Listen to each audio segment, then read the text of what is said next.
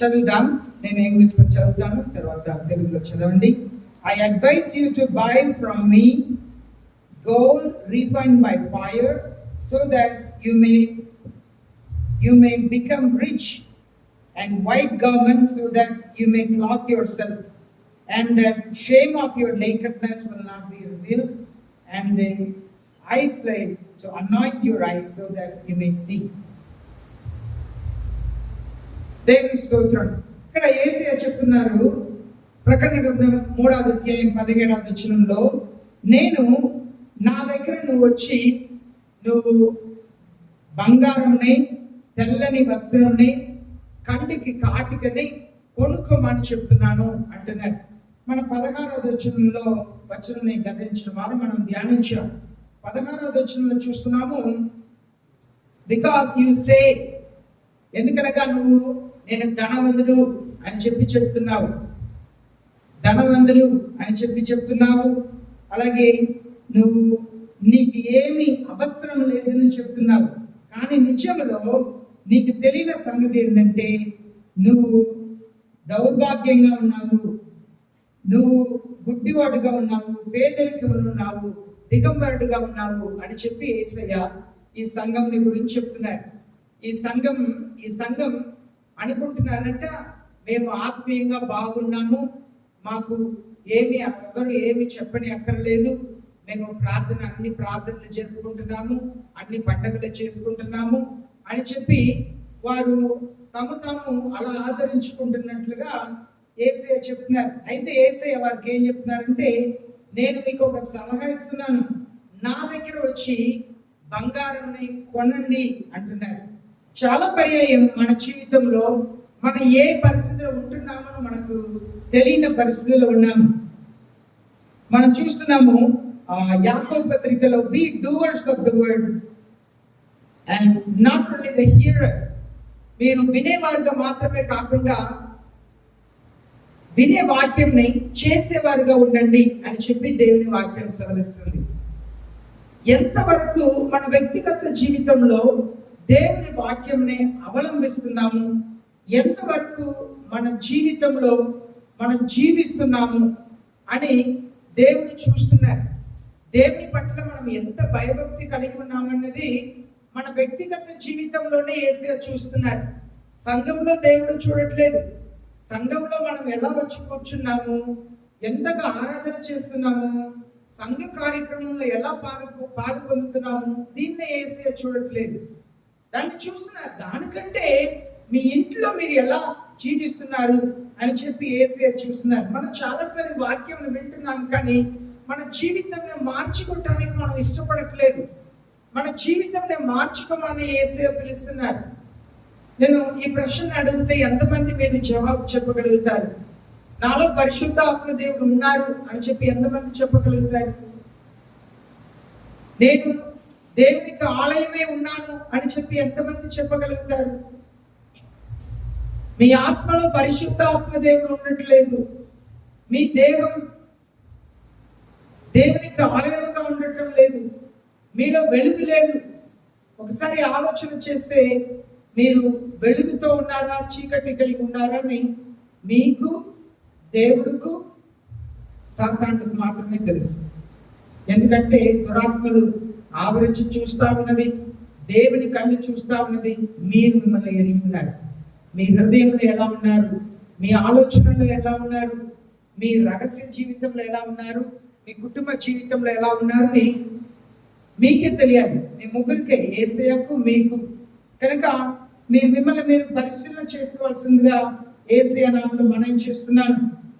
మనం యెరెమీయా రాసిన 17వ అధ్యాయంలో చూస్తున్నాము, మన సొంత హృదయమే మనల్ని మోసపరుస్తుంది అని చెప్పి దేవుని వాక్యం సెలవిస్తుంది. హృదయం చాలా మోసకరమైనదండి. అది మనల్ని ఎలా మోసపరుస్తుందంటే, నేను బాగున్నాను అన్నట్లుగా మనల్ని పాపములో పడేసింది, గర్వములో పడేసింది, అవిధేయతలో పడేసింది. అవును, చిన్న చిన్న అవిధేయత కూడా దేవుడు అది చాలా చాలా సీరియస్ గా తీసుకుంటారు. మీ అవిధేయతని యేసయ్య చూస్తున్నప్పుడు పరిశుద్ధ ఆత్మదేవుడు దుఃఖపడతారండి. పరిశుద్ధ ఆత్మదేవుడు దుఃఖపడతాడు. పరిశుద్ధ ఆత్మదేవుడికి దుఃఖం కలుగుతుంది. మీలో ఉన్న అవిధేయతను చూపిస్తున్నప్పుడు, అలాగే 1 తిమోతి పత్రిక 4:1 like spirit who lead astray, మోసపరిచే అబద్ధం చెప్పే నాలుక. చాలా మంది చాలా సులువుగా అబద్ధం చెప్తున్నా, దేవుడి దగ్గర పాటనే అబద్ధంగా పాడుతున్నా, మన యథార్థమైన జీవితం జీవించట్లేదండి. మనం దేవుడికి అబద్ధం చెప్పే ప్రజలుగా మనం ఉంటున్నాం. అబద్ధ నాలుక, బూతుల నాలుక, చెడ్డ నాలుక. ప్రార్థనకి వస్తున్నారా? అవును వస్తున్నామండి అంటారు. మేము చర్చిలో వచ్చి కూర్చొని ప్రార్థన నేర్పిస్తే మనసు కనపడదు. ఇప్పుడే కదా కలిసాము, ఇప్పుడే కదా వస్తామన్నా ఏదైనా కథ చెప్తారు వచ్చి, అదైందండి ఇదైందండి. చాలాసారి మనం చెప్పే అబద్ధమే మన మీదకి వచ్చిందండి. ఊరికనే బాగలేదని చెప్తాం, నిజంగా బాగలేకపోయింది. మనం చెప్పే మన మాటలు జీవ మరణం నాలుక మీద ఉందంట. మన నాలుకతో పలుకుతాము, జీవితంలో నిజంగా మారిపోతుంది. ఇలా మనం ఎన్నో చెప్పవచ్చు. 2 Timothy 3:13 evil doers and impostors, చెడు కార్యములను చేసే వారి గురించి అక్కడ మనం చదువుతున్నాం. ఇలాగూ స్పిరిచువల్ సెల్ఫ్ డిసెప్షన్, ఆత్మీయంగా మనల్ని మనం మోసపరుచుకుంటున్నాం. ఈ లవోదికయ సంఘస్థులు మేము ధనం కలిగి ఉన్నాము, వీఆర్ సెల్ఫ్ సఫిషియెంట్, మాకు అన్ని ఉన్నది అని చెప్పి తాము మోసపరుచుకుంటున్నారంట అండి. తాము మోసపరుచుకుంటున్నారంట. నేను ఒక వీడియో క్లిప్ చూశాను. ఒక హెర్మిట్ ఉన్నాడు. అనగా ఒక హెర్మిట్ అంటే నేను దేవుని పని మీద వెళ్ళిపోతున్నానని చెప్పి, నేను క్రైస్తవుల గురించి చెప్పట్లే, అలా ఊరు తిరుగుతూ ఉంటారు. ఆయన చూడటానికి ఒక ధనవంతుడు వచ్చాడు. చాలా డబ్బు తీసుకొని వచ్చి, అయ్యా చాలా సంవత్సరాల క్రితం నేను మీ దగ్గర కష్టంలో వచ్చాను, నా కష్టం అంతా తీరిపోయింది, మీరు నన్ను ఆశీర్వదించారు, కష్టం అంతా తీరిపోయింది, ఇదిగోండి కానికంటే ఏంటి అన్నారు. ఆ మూటను విప్పితే చాలా డబ్బు ఉంది, దీంతో నేనేం చేసుకోవాలి అన్నాడు. అయ్యా నాకు అన్నీ ఉన్నాయి కానీ నెమ్మది లేదన్నాడు. దానికే నీకు నెమ్మది లేదు. మోసం చేసేవాడు, ఆశలు అధికంగా కలిగిన వాడికి నెమ్మది ఉండదు. వెళ్ళి లేని వారందరికీ దీన్ని పంచు, అప్పుడు నీకు నెమ్మది ఉండదు. మనం చాలాసారి సెల్ఫ్ సఫిషియెంట్ చర్చ్ అంట. ఈ లవోదికయ సంఘం మేము బాగున్నామని అనుకుంటున్నారు, కానీ వాళ్ళు బాగలేరంట. యేసే చెప్తున్నారు, నువ్వు అన్ని కలిగి ఉన్నామని అనుకుంటున్నావు, కానీ నీ పరిస్థితి ఎంత దీన స్థితిలో ఉందని నేను ఎరిగి ఉన్నాను అని చెప్తున్నారు. Their material wealth masks their spiritual poverty. వాళ్ళకు ఆత్మీయంగా అన్ని ఉన్నాయి కనుక వాళ్ళ ముఖంని కప్పేసిందంట. వాళ్ళు ఆత్మీయంగా ఎంత బదువులో ఉన్నారన్న సంగతిని కప్పేసిందంట. కనుక మనల్ని గురించి ఆలోచన చేయాలి. ఇక్కడ మనం చూస్తున్నాము, యేసే చెప్తున్నారు, నా దగ్గర వచ్చి కొనండి, బంగారంని కొనమని చెప్తున్నారు. బంగారం మనం ఎప్పుడు ఆత్మీయ పొదువులో ఉంటామంటే వరల్డ్లీనెస్, ఈ లోకానుచారమైన లోక విచారణలు, లోక ఆశలు, లోకములకు సంబంధమైనది మనలో మనం అనుమతించినప్పుడు మనం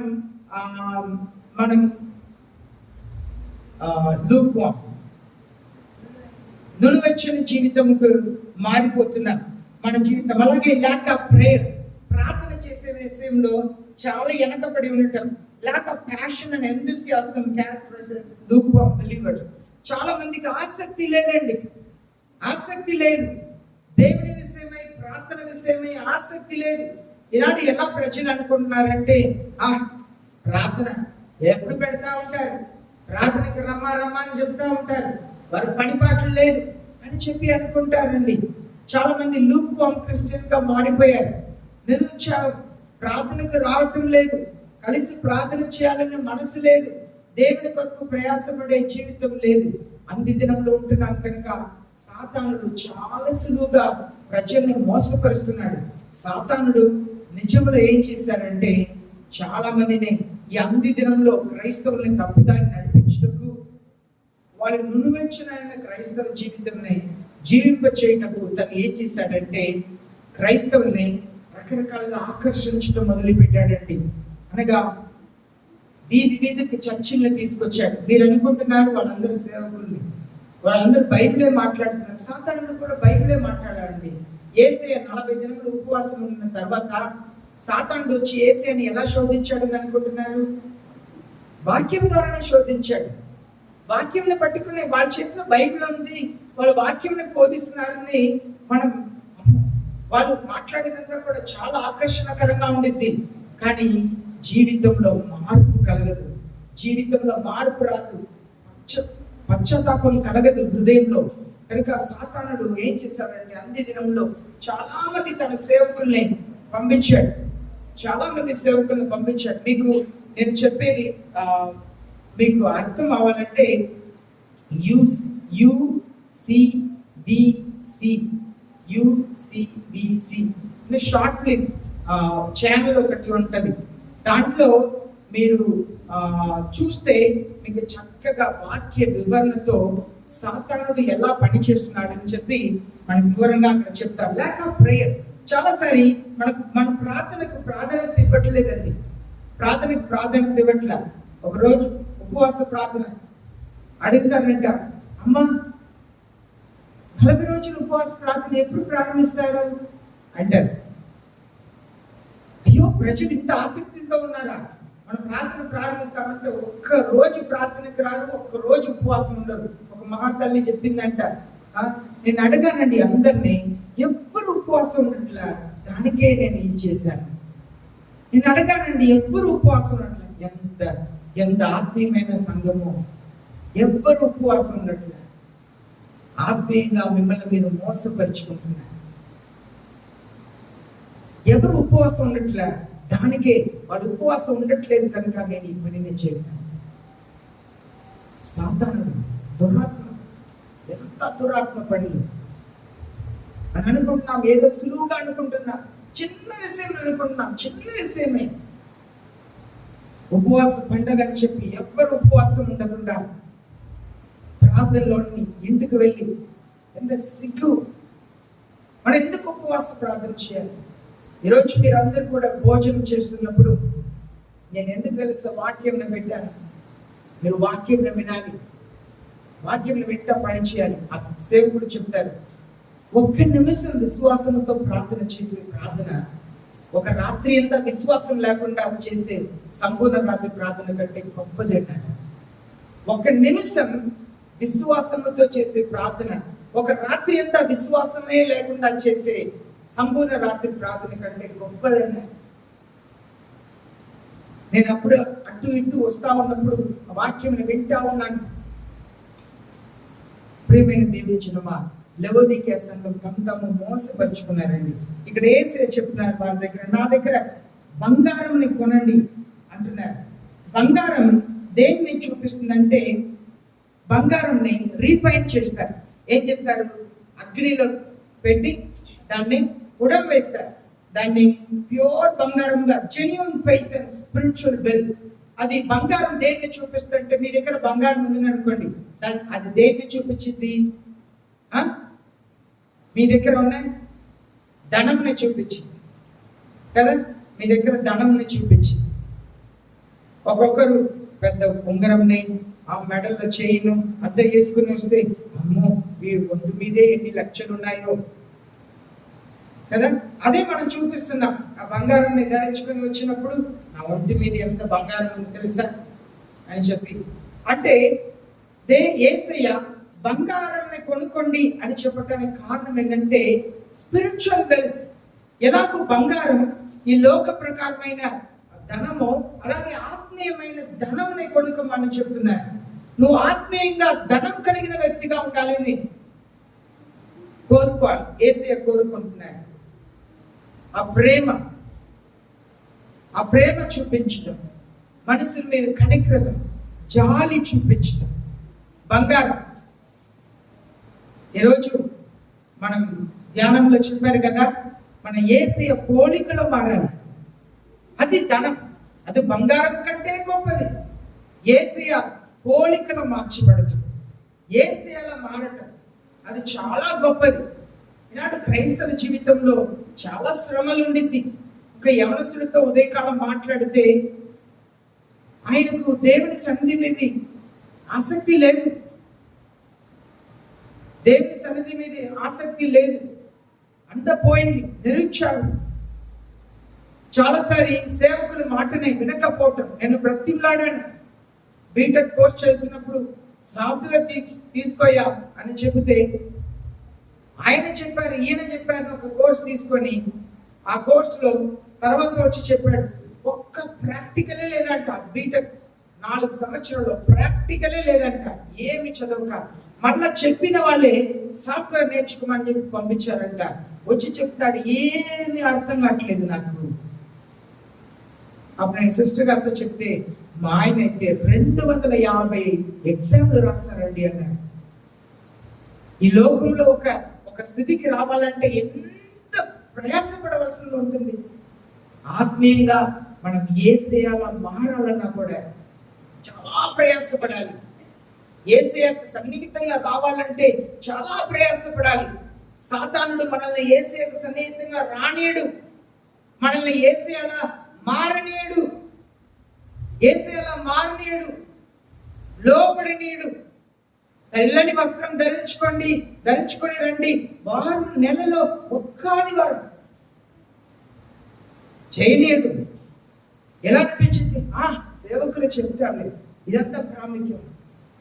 సాతానుడు చేయనీయడు, లోబడనీయడు. మనం అనుకున్నాం చిన్న విషయంలో విధేయత, చిన్న విషయంలో విధేయత. దానికి యేసే చెప్పినారు, నా దగ్గర వచ్చి బంగారం కొనుక్కో. నీ దగ్గర లోక ప్రకారమైన బంగారం ఉంది, నా దగ్గర వచ్చి ఆత్మీయమైన బంగారం కొనుక్కో. అనగా ఆత్మీయ జీవితంలో యేసయ్యలా ఉండటం, యేసయ్యలా మార్చబడటం, కనికరం కలిగిన జాలి కలిగిన మనసుని కలిగి ఉండటం. నేను అన్న దినము కూడా నేర్చుకుంటా ఉన్నాను.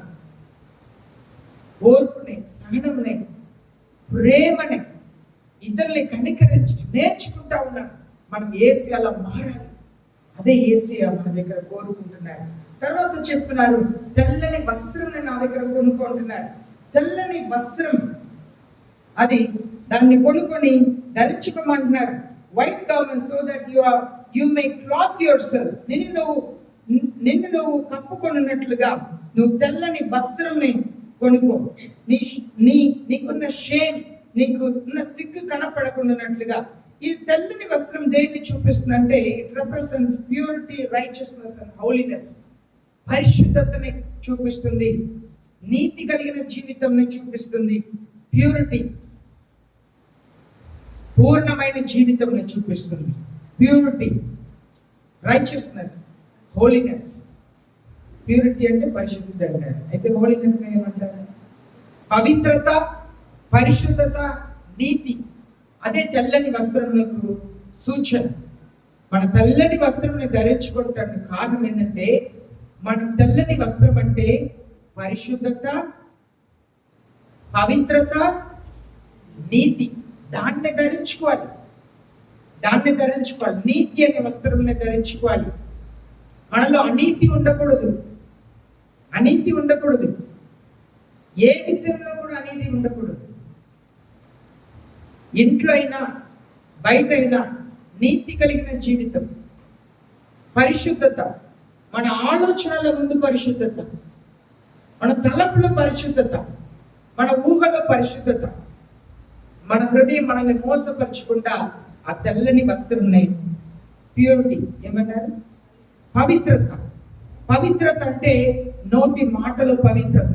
పరిశుద్ధత అంటే హృదయంలో ఆలోచనల పరిశుద్ధత, తలంపులో ఊహలో పరిశుద్ధత. పవిత్రత అంటే నోటి మాటల పవిత్రత, పెదవుల పవిత్రత, కంట్లో పవిత్రత. పవిత్రమైన చూపు కలిగి ఉండాలి, పవిత్రమైన పెదవులు కలిగి ఉండాలి, పవిత్రమైన చెవు కలిగి ఉండాలి, పవిత్రమైన కాలి చేతులు కలిగి ఉండాలి. మన క్రియాపూర్వకంగా చేసేది పవిత్రంగా ఉండాలి. పరిశుద్ధత అనేది పరిశుద్ధ ఆత్మ, దేవుడు మన ఆత్మలో ఉన్నప్పుడు కలిగి ఉన్నది పరిశుద్ధత. నీతి అనేది మనం జీవించే విధానం, మనం ఇతరులతో పలికే విధానం, ఇతరులకు చూపించేది మన నీతి. యేసే చెప్పారు, మీ వెలుగుని ప్రజల ఎదుట ప్రకాశింపనీయుడి. అది నీతి. మన నీతి ఇతరుల ఎదుట ప్రకాశించాలి.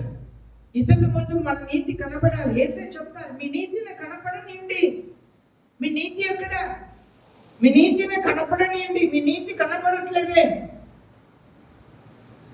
మన నీతి కనపడాలి. ఒకరికొకరు వందనాలు చెప్పటంలో, ఒకరినొకరు గౌరవించటంలో, దేవుని పని చేయటంలో మన నీతి కనపడాలండి. అదే యేసయ్య కోరుకుంటున్నారు. తర్వాత చెప్తున్నారు, కంటికి కాటికని కొనుక్కోమంటున్నారు. కంటికి ఈనాడు కాటికని అందమునకు వేసుకుంటున్నారు. కానీ ఆ కంటి కాటిక ఎందుకు వేసుకుంటారంటే, ఆ ఎడారి ప్రాంతంలో ఇసుక తుఫాన్ వచ్చింది, గాలి వస్తే ఇసుక అలా మీద పడింది కనుక ఆ ఎండ ప్రాంతంలో కళ్ళు చల్లగా ఉండాలని చెప్పి కార్తీకని వేసుకున్నారు. కానీ ఈనాడు కార్తీకని ఆకర్షించడం ఆనాడు కూడా వేసుకున్నారు. బైబిల్ గ్రంథంలో మనం చూస్తున్నాం, జెజబెల్ అన్న స్త్రీని గురించి దేవుడు స్పష్టంగా రాస్తున్నారు. అలాగే యెషయా ప్రవక్త ఇశ్రాయేల్ ప్రజల్ని గురించి చెప్తున్నారు. వాళ్ళు అలాగే అలంకరించుకునేవారంట. దాన్ని వేరే ఒక ఉద్దేశంతో యేసయ్య ఇక్కడ చెప్తున్నారు, మీరు కంటికి మందు కొనుక్కోండి. అక్కడ సరే, దీనికి ముందు యేసయ్య ఎందుకు తెల్లని వస్త్రాన్ని కొనమన్నారంటే, ఆ ప్రాంతంలో లెవోదికే ప్రాంతంలో బట్టలు చేసే దాన్ని ఏమంటారు, ఫ్యాక్టరీస్ ఉంటది. అక్కడ నల్లని బట్టలు చేస్తారు చూడండి. నల్లని వస్త్రం వేసుకొని ఉన్నారు కదా. ఇలాంటి నల్లని వస్త్రం చేసుకోవటానికి అప్పుడు రంగులు వస్త్రాలు లేదు. దానికే యేసయ్య ఇలాగ చెప్తున్నారు శిష్యుల దగ్గర, చూడండి సాలొమోను కూడా ఈ పూలు లాంటి రంగుల వస్త్రంలో వేసుకోవట్లేదు. మనం రంగుల వస్త్రమే కాదు, ఒక చీరలోనే 10 రంగులు ఉంటది. అలా వేసుకుంటున్నాం. ఆనాడు అన్ని రంగులు లేవు కనుక వాళ్ళు నల్ల రంగు ఫ్యాక్టరీ ఉంటదంట, నల్ల రంగు బట్టలు చేసుకుంటారంట. దానికి యేసయ్య, నా దగ్గర తెల్ల బట్టలు మీరు కొనుక్కోండి అని చెప్పి యేసయ్య వారు చెప్తున్నారు. తర్వాత కంటికి మందు కొనుక్కోండి అంటున్నారు. కళ్ళుని పరిశుద్ధంగా కాపాడుకోవటమే చాలా చాలా ప్రాముఖ్యం. ఇక్కడ లెవోదికే ప్రాంతంలో ఫేమస్ మెడికల్ స్కూల్ ఉండేదంట. ఐ ఆయింట్మెంట్ చేసేవారంట, కంటికి మందు చేసేవాళ్ళంట. అక్కడ హాస్పిటల్ ఉండేదంట, కళ్ళుని పరిశోధన చేసే స్థలం ఉండేదంట. అయితే దానికి యేసయ్య చెప్తున్నారు, నా దగ్గర వచ్చి మీరు కంటికి మందు కొనుక్కోండి. మనం కళ్ళుని ఎలా వాడుకోవాలి, పరిస్థితిని ఎలా చూడాలి, జ్ఞానం కావాలండి. దేవుని పిల్లలకు జ్ఞానం కావాలి. వాస్తవంలో చూసేది ఏం తెలుసా, మన కళ్ళు కాదండి. కళ్ళు ఒక అవయం మాత్రమే, చూసేది మన బ్రెయిన్, మన మెదడే చూస్తుంది. మెదడుల సమస్య అయితే కళ్ళు చూపు పోయింది. అయితే మీరు అనుకోవచ్చు, మరి ఎందుకు కంటి డాక్టర్లు ఉన్నారు? అది మీరు డాక్టర్స్తో కూర్చొని మాట్లాడితే నిజంగా ఏది చూస్తుందంటే మన బ్రెయినే, అది మన చూపుకు కారణంగా ఉంటుంది.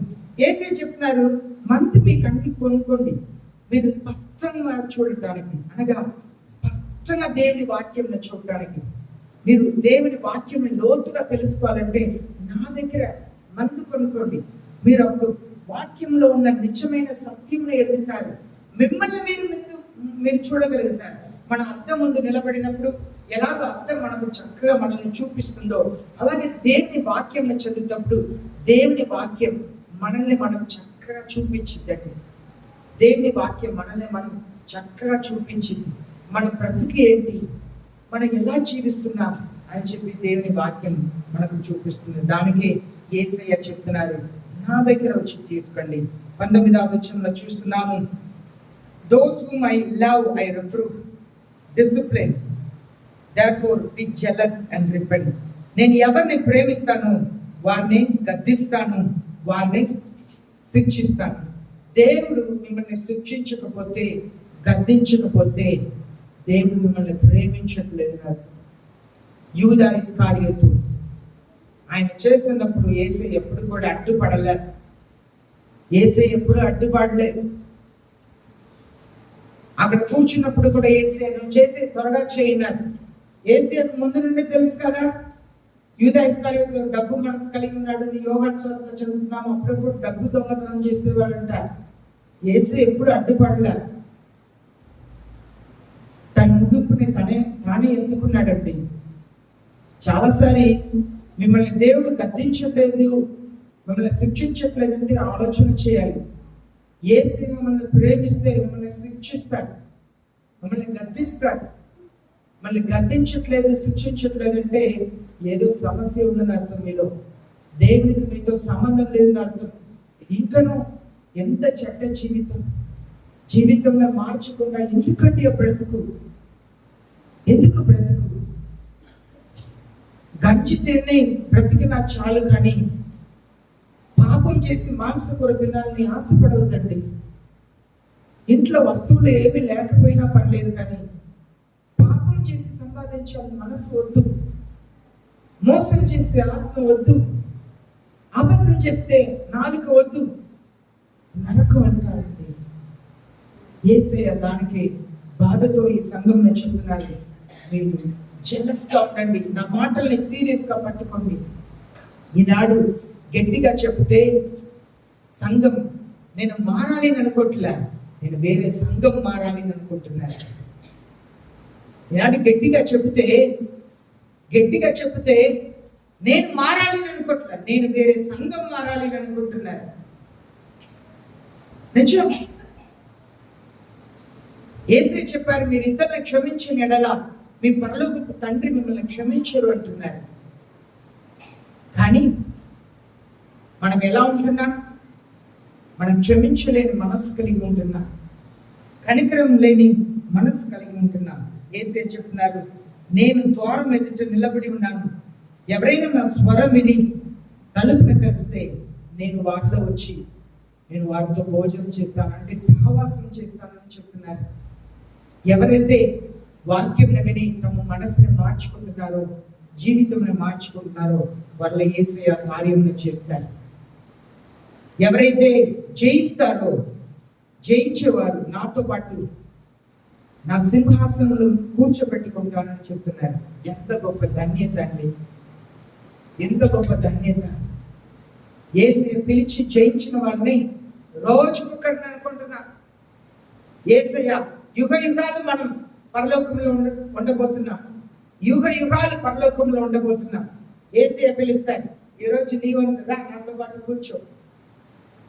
సింహాసనం చుట్టూ 24 పెద్దలేమి, సింహాసనం చుట్టూ దేవదూతలేమి, ఈ లోకంలో నుండి వచ్చిన మనుషులందరూ కూడా దేవదూతలుగా మారిన వారేమి, అందరూ దేవుని స్తుతిస్తారంట. దేవుని సింహాసనం చుట్టూ నిలబడి దేవుని స్తుతిస్తారంట. అప్పుడు సింహాసనం మీద ఎవరుంటారు? ఎవరుంటారండి? సింహాసనం మీద ఎవరుంటారు?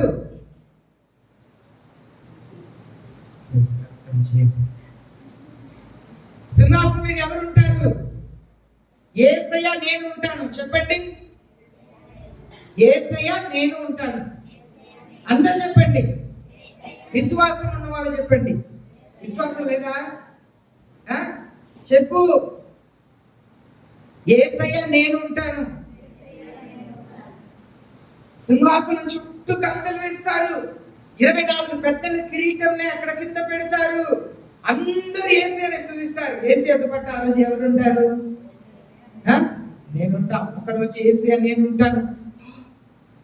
కానీ అప్పుడు కూడా మనకు గర్వం రాకూడదు, మనకు తగ్గింపు ఉండాలి.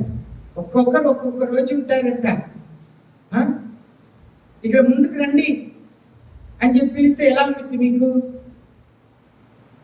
నాతో పాటు వచ్చి ఇక్కడ నిలబడండి అని చెప్పి పిలుస్తున్నా, ఎలా ఉంటుంది మీకు? సిగ్గుగా ఉంటుంది. ఏమో నేనా అంటారు. యేసయ్య పిలుస్తారు, ఈరోజు నీ వంతు రా కూర్చో అని చెప్పి కూర్చోబెడతారు. యేసయ్య చెప్తున్నారు, పాపముని విడిచిపెట్టి మారు మనసు పొందితే యేసయ్య అంటే కృపని మనకు అనుగ్రహిస్తారంట. అందరూ కూడా మోకరిస్తాం, ప్రార్థన చేస్తాం. ప్రియమైన సంగమా, మనం మారాలండి. మారండి, జీవితంలో మారండి. పాపముని విడిచిపెట్టండి. ఇంకా వ్యభిచారంలో ఉన్నవారు ఉన్నారండి. ఎందుకండి? చెడ్డ సహవాసం ఎందుకండి? వదిలిపెట్టండి, మారు మనసు పొందండి. దేవునికి అవమానకరమైన జీవితం వద్దండి. దేవునికి అవమానకరమైన జీవితం వద్దు. కంటికి కాటుక ఎందుకంటే కన్నీళ్ళు కార్చట్ల. నా దగ్గర వచ్చి నువ్వు మందు కొనుక్కో కంటికి, నీ కళ్ళలో కన్నీలే రాట్లే. నీ భర్త మారు మనసు పొందాలని నీకు మనసులో లేనే లేదు. పిల్లలు మారు మనసు పొందాలని లేనే లేదు. నీ హృదయం రాయిలా ఉంది, రాయిలా ఉంది హృదయం. ఎంత వాక్యం వినినా కూడా మారట్లా. కంటి కాటికని కొనుక్కో, కంటి కాటికని కొనుక్కో, కంటి కాటికని కొనుక్కో. హృదయం పగలాలి, కన్నీళ్ళు రావాలి. నేను మారాలి, ఒక నిర్ణయం తీసుకో. నేను మారుతాను, నేను పాప జీవితం జీవించను, నేను అబద్ధం చెప్పను, బూతులు మాట్లాడను, అసూయ పడను, బుద్ధిహీనంగా ఉండను, అజ్ఞానంగా ఉండను, జ్ఞానం తెచ్చుకుంటాను. మీకు మీరు ప్రార్థన చేయండి. అమ్మా దయచేసి ప్రార్థన చేయండి. నా కొరకు కాదండి, మీ కొరకు ప్రార్థన చేయండి. ఈ కుటుంబంలో ఇలా జరిగినా కూడా ఎలా కన్నీళ్ళు రాక ఉన్నారండి? మీ కళ్ళు కన్నీళ్ళే రావట్లేదండి. కొందరు నేను చూస్తున్నాను, చాలా కాలంగా చూస్తున్నాను, ఏ ప్రార్థనకు వచ్చిన హృదయం పగలదు, కన్నీళ్ళే రాదండి. అయ్యో పిల్లలు దారిద్రమైన జీవితం జీవిస్తున్నారు, కన్నీళ్ళు రావట్లేదండి. మీ పిల్లలు హాస్పిటల్లో క్యాన్సర్ వచ్చి పని ఉన్నాడు, చనిపోతాడని డాక్టర్ చెబితే ఎలా ఏడుస్తారు? అయ్యో నా కొడుకు చనిపోతాడా, నా కొడుకుని కాపాడండి ప్రభు అని ఏడుస్తారు.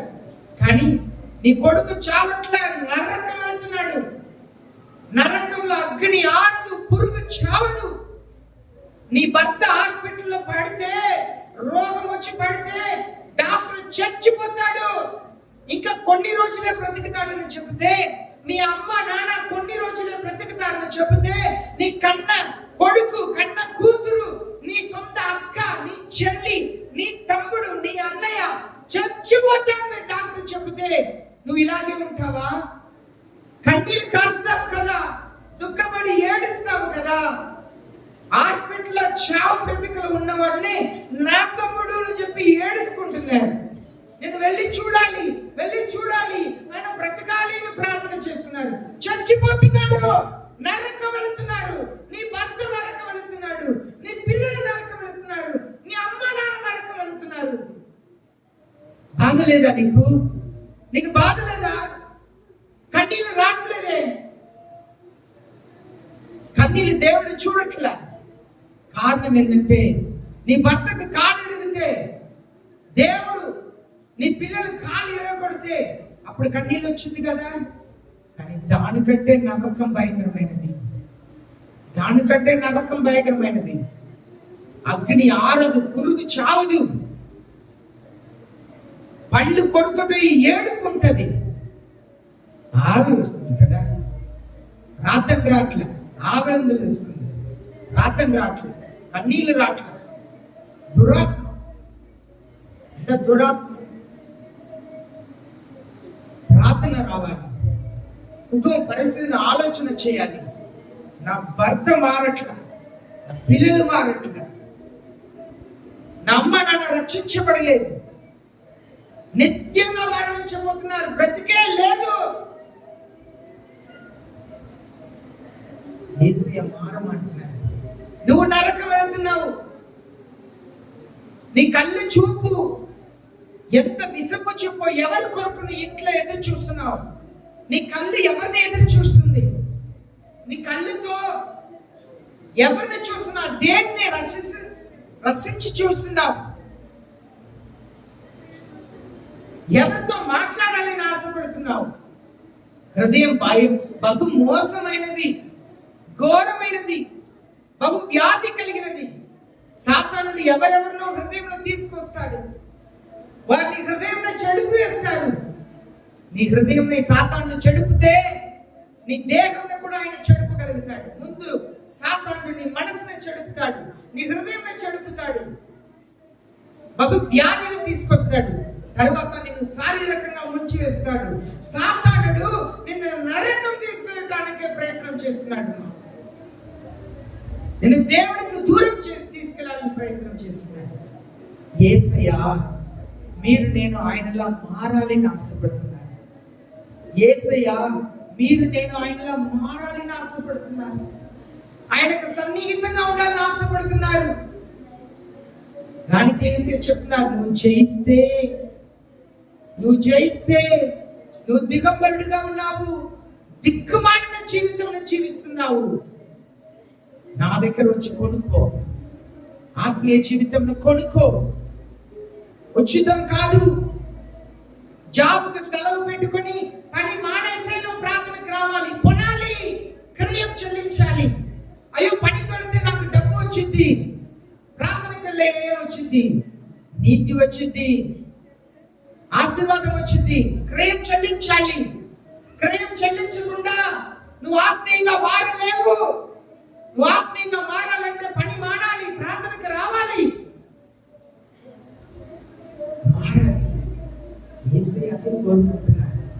జీవితం మారాలి, లోబడాలి, తగ్గింపు ఉండాలి, పరిశుద్ధత ఉండాలి, ప్రేమ ఉండాలి, త్యాగం ఉండాలి. ఎన్ని వాక్యములు, సంవత్సరాలు ఎన్ని వాక్యములు వింటున్నారు. జీవితం మారట్లేదు. మీరు ఎలా ఏడవాలి తెలుసా? కొడుకు హాస్పిటల్లో ఉన్నాడు, భార్య హాస్పిటల్లో ఉంది, భర్త హాస్పిటల్లో ఉన్నాడు, అమ్మ నాన్న చెడిపోయే బ్రతుకులో ఉన్నారు. వాళ్ళ కొరకు ఎలా ఏడుస్తాము? అయ్యా బ్రతికించు, అయ్యా నమ్మని బ్రతికించు, నాన్నని బ్రతికించు, భర్తను బ్రతికించు, పిల్లలను బ్రతికించు ఎలా ఏడుస్తామో అలాగే నా కుటుంబం రక్షించండి ప్రభువా, వాళ్ళు నరకం వెళుతున్నారని ఏడవాలండి.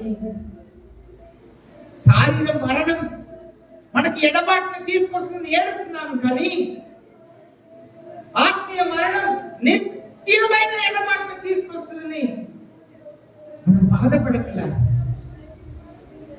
రొమ్ము బాదుకొని ఏడవాలండి, కుటుంబం కొరకు బాదుకొని ఏడవాలి.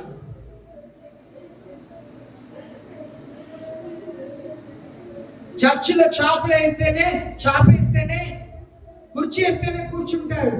హాస్పిటల్ ఎవరికైనా బాగలేకపోతే ఎక్కడ పడితే అక్కడ కూర్చొని ఏడిసే వాళ్ళు లేరా? ఎక్కడ పడితే అక్కడ కూర్చొని ఏడిసే వాళ్ళు లేరా? కారణం ఏంటి? దుఃఖం. అయ్యో చనిపోతున్నారు దుఃఖం. నీ కుటుంబస్తులు పాపములో చనిపోతున్నారు, నరకం వెళుతున్నారు. రొమ్ము బాదుకొని ఏడవా? ఎప్పుడు చూసినా నాకు డబ్బు ఇవ్వేసయ్యా, నా అప్పుని తీర్చేసయ్యా, నాకు టీవీ ఇవ్వు, ఫ్రిడ్జ్ ఇవ్వు, ఇల్లు ఇవ్వు, అది ఇవ్వు, ఇవిదువు, ఇదే అనుకుంటున్నాము. కానీ అయ్యో నేను నరకం వెళ్తానే, ఒకవేళ నేను యాక్సిడెంట్లో చనిపోతే నేను ఎక్కడ వెళ్తాను? నరకం వెళ్ళిపోతానే. అయ్యో నేను ఎవరికి తెలియని పాపం జీవితం జీవిస్తున్నానే. యేసయ్య లవోదికీయ సంఘంలో చెప్తున్నారు, నా దగ్గర వచ్చి బంగారం కొను,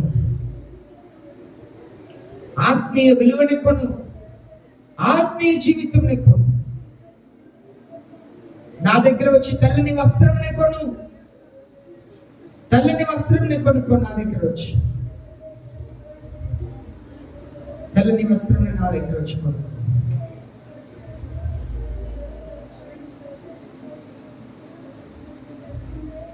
పరిశుద్ధతని కొనుక్కో, నీతిని కొనుక్కో. ప్రార్థన చేయండి, ఆపదలు అయిపోయింది, ప్రార్థన చేయండి. నా దగ్గర కంటికి మందు కొనుక్కో, ఏడ్చి ప్రార్థన చేయడానికి మందు కొనుక్కో. ఏడుపు రాట్ల, కన్నీళ్ళు రాట్ల, నా దగ్గర వచ్చి మందు కొనుక్కో. ఏడుస్తాం, నీ జీవితం మారింది, నిజమేంటి, విలువేంటి తెలుసుకుంటా. దేవుని చెప్పాను, పరిశుద్ధ ఆత్మ దేవుడు ఎంత కాలం బ్రతిమలాడుతున్నాడు, యేసయ్య ఎంత కాలం బ్రతిమలాడుతున్నాడు. ఒకవేళ యేసయ్యను శిక్షిస్తున్నారు, గద్దిస్తున్నారంటే అలగవద్దు, దుఃఖపడవద్దు, సంతోషపడు. ఆయన నిన్ను ప్రేమిస్తున్నారు కనుక నిన్ను గాయపరుస్తున్నారు, ఆయన నిన్ను ప్రేమిస్తున్నారు కనుక గద్దిస్తున్నారు. ఈనాడు క్రైస్తవ్యం అంతా కూడా యేసయ్య గద్దిస్తే వారు తాము మార్చుకోవట్లేదు, మందిరమునే మార్చుకుంటున్నారు, సేవకుల్ని మార్చుకుంటున్నారు. నిన్ను మార్చుకో. దేవుడు గద్దించినప్పుడు నిన్ను మార్చుకో. నీవు వెళుతున్న మందిరమునే కాదు, నీకు బోధిస్తున్న సేవకులే కాదు, నీ జీవితంలో మార్చుకో. జీవితంలో ఆశీర్వాదం రాలేదా? మందిరంని మార్చుకుంటే ఆశీర్వాదం రాదు, సేవకుల్ని మార్చుకుంటే ఆశీర్వాదం రాదు. నీ జీవితంలో మార్చుకో, నీ బ్రతుకుని మార్చుకో.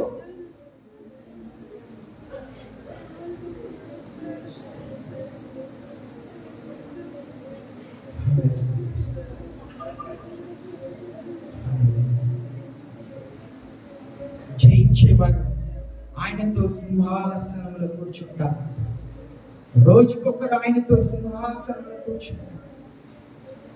ఆయన సింహాసనంలో కూర్చుంటే ధన్యతను అనుగ్రహిస్తారు.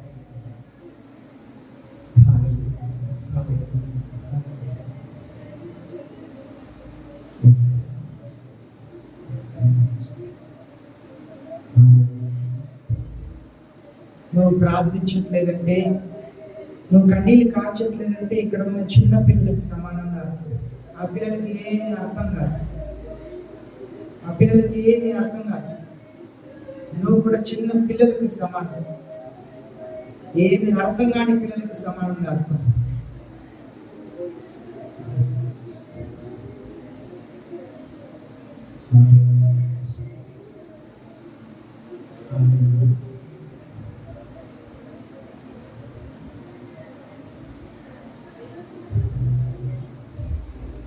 నీ కన్నీటిని దావీదు చెప్పినాడు, నా కన్నీటిని ఒక గుర్తులో ఉంచుతున్నారు.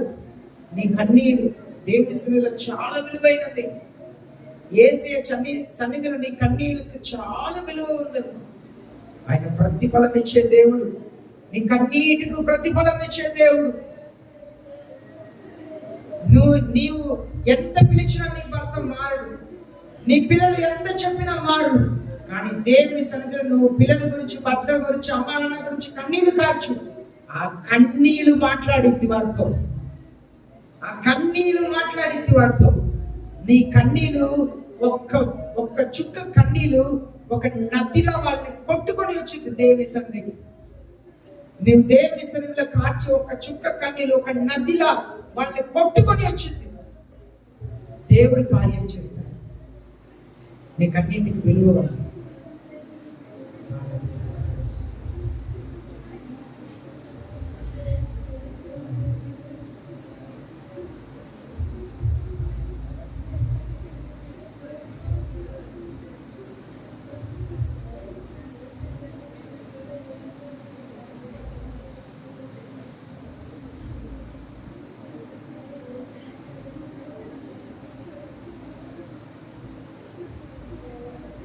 నీ వాక్యమే నన్ను బ్రతికించేది,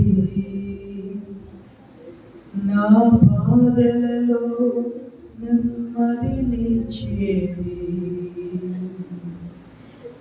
మీరెవరు పాడద్దు కానీ ప్రార్థన చేయండి.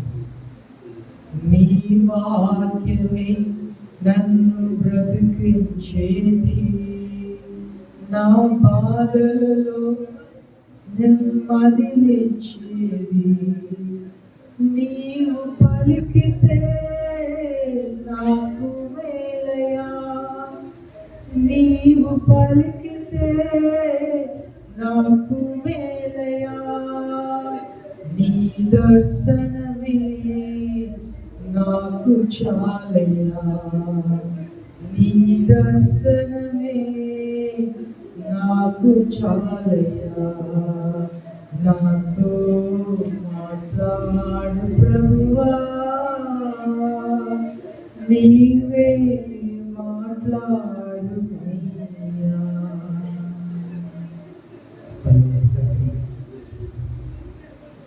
లౌదికీయ సంఘం ఎంత ప్రేమించి మారు మనసు పొందుటకు అవకాశం ఇచ్చింది. మారు మనసు పొందితే నాతో పాటు సింహాసనంలో కూర్చుండే అధికారం ఇస్తాను. తండ్రి, అయ్యా మా సంఘంలో అయ్యా ఎవరెవరు నిజమైన దుఃఖముతో పశ్చాత్తాపముతో ప్రార్థిస్తున్నారో వారందరినీ కూడా క్షమించండి. ధైర్యపరచు. ఒక్క చుక్క కన్నీళ్ళు కూడా ఒక ప్రవాహం అలై వాళ్ళ కుటుంబస్తుని కొట్టుకొని మీ సన్నిధికి వచ్చినగా పరలోకపు తండ్రి, అయ్యా యేసయ్య, ఒక్క చుక్క కన్నీటి చుక్క అయ్యా ప్రవాహం వల్లే వాళ్ళ కుటుంబస్తులు ఎవరి నిమిత్తముగా కన్నీరు కాస్తున్నారో వారిని మీ సన్నిధికి కొట్టుకొని వచ్చినగా, వారి సిలువ దగ్గర చేరునుగా, మీ ప్రేమను అనుభవించునుగా. పరలోకపు తండ్రి, ధైర్యపరచండి, బలపరచండి, మీ సన్నిధిలో అద్భుత కార్యం అనుభవించినప్పుడు సహాయం చేయండి. కఠినమైన హృదయం ఎవరికి వద్దు ప్రభువా, కన్నీళ్ళు కార్చని కఠినమైన హృదయం వద్దు ప్రభువా. లవోదికీయ సంఘస్థులు కఠినులు, మాకు ఏమి కొరత లేదు, we are self-sufficient, నేను అన్నింటిలో బాగున్నాను, నేను ఏమి కొదువు లేదు, నాకేమి కొదువు లేదు, నాకేమి తక్కువ లేదు, నేను ప్రార్థిస్తున్నాను, నాకు ప్రార్థన వచ్చు, వాక్యం చదవగలుగుతాను, చెప్పగలుగుతాను. అయ్యా యేసయ్య, మీరు వారి పరిస్థితిని ఎత్తి చూపించారు. అయ్యా యేసయ్య, మమ్మల్ని కూడా మా పరిస్థితిని ఎత్తి చూపించండి ప్రభు. మేము ఎక్కడ లోటుపాట్లు కలిగి ఉన్నామో సవరించండి ప్రభు, మన సహాయం చేయండి, కృప చూపించమని, కనికరించి దయ చూపించమని యేసయ్య నామములో ప్రార్థిస్తున్నాను. అలాగే దేవుని సన్నిధిలో మనం ప్రార్థన చేస్తూ ఉంటాం. ఈ సమయంలో యేసయ్య బలలో పాల్గొనబోతున్నాం.